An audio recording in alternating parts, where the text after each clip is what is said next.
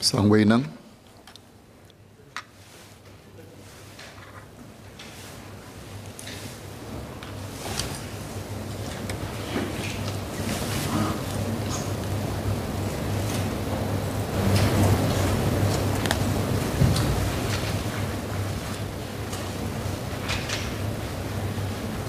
Mr. Speaker, with your permission, I'd like to take PQs 13 to 16 by Mr. Ang Wei Nang, Dr. Wan Rizal, Ms. Mariam Jaafar, and Mr. Dennis Tan together. Yes, please. The Ministry of Manpower recognizes there are still many families waiting for approval of their migrant domestic workers to enter Singapore. To manage COVID-19 importation risks, entry approvals for MDWs were tightened since May 2021. Resulting in the number of MDWs entering Singapore being reduced from an average of 3,400 per month from January to April this year to 900 per month from May to October.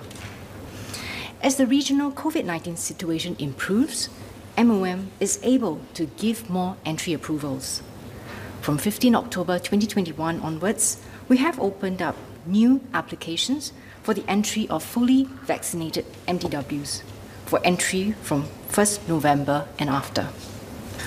More MDWs will be able to enter Singapore in the coming months if the COVID-19 situation continues to stabilize locally and regionally.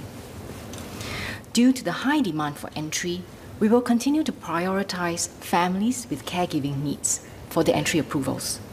We will also facilitate the entry of MDWs of households with healthcare workers so that the healthcare workers can better focus on their frontline work.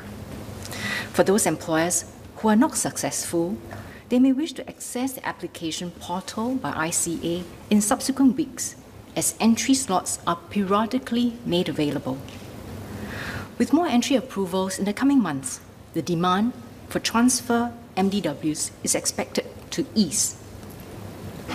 Households that require MDWs urgently may wish to consider the commercial program by Association of Employment Agencies, AEAS. MDWs who already possess the documentation overseas can be onboarded onto the program within a week, and there are slots available. AEAS and its partner employment agencies will adjust the program according to demand to complement the entry of MDWs through the mainstream channel. As at end October 2021, the AEAS initiative has facilitated the entry of more than 1,000 MDWs from Philippines, Indonesia, and Myanmar. Given feedback from employment agencies, AEAS will also be expanding the scheme to India. The fees charged vary across employment agencies, service providers, and home countries of the MDWs. Households in financial difficulty can apply for waiver of costs of local COVID-19 tests and local SHN dedicated facility accommodation for newly arrived MDWs in Singapore. While there has been a limited number of MDWs entering Singapore over the past months, the number of MDW transfers remained stable. The average monthly salary of transfer MDW was $630 last year and has increased to $660 as of September 2021, so about a monthly increase of $30. The past months have been challenging for families waiting for the entry and arrival of their MDWs. We thank families for their patience. We will continuously review the entry approval quotas together with multi-ministry task force with a view to fulfill the needs of families as quickly as possible. Sang Wei Nang.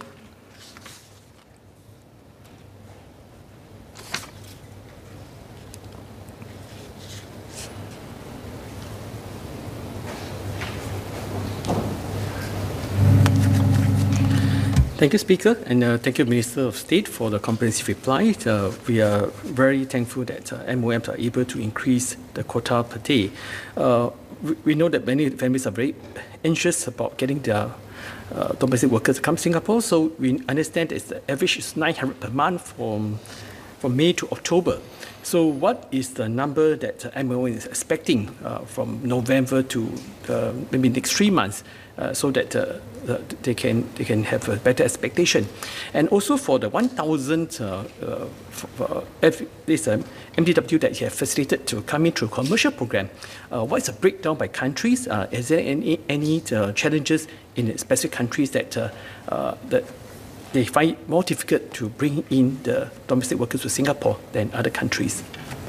Thank you.